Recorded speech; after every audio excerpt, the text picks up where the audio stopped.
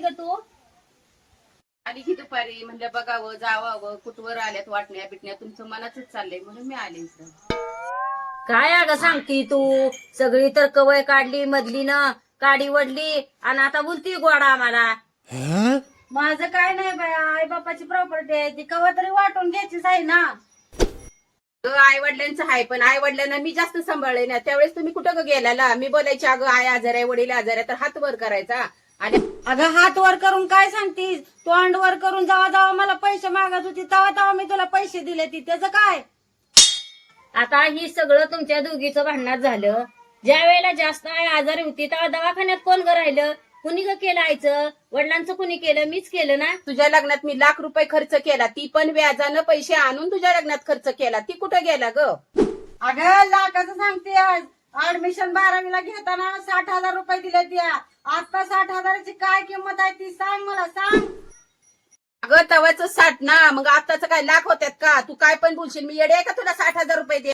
अगं लय उच नाकानं बोलू नकोस. त्या नाकात घातलेली चमकी आहे का नाही चमकी ती सुद्धा माझ्याच पैशाची आहे. त्या काळी 3,000ची चमकी आहे ती.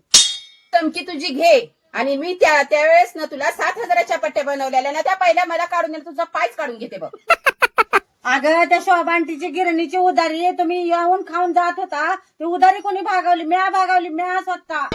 तर उधारी दिली म्हणून काय सांगते? दिवसाच्या 3-3 भाकरी खातीस ना खाऊन खाऊन एवढी फुगली आहेस म्हशी सारखी.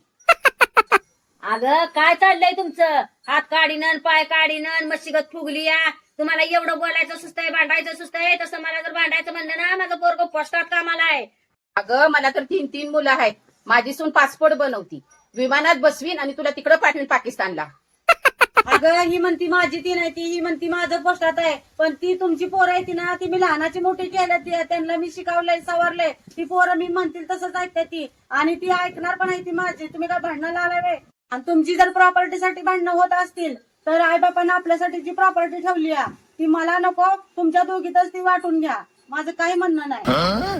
हे बघ काका प्रॉपर्टीसाठी माझं काय सुद्धा नाही. तू नको म्हणती ना मला पण नको सगळी तिलाच देऊन टाकूया. मला इथलं काही सुद्धा नको. माझी मुंबईला खूप प्रॉपर्टी करून ठेवली आहे. तिथली आहे ना प्रॉपर्टी ती तुम्ही दोघे वाटून घ्या.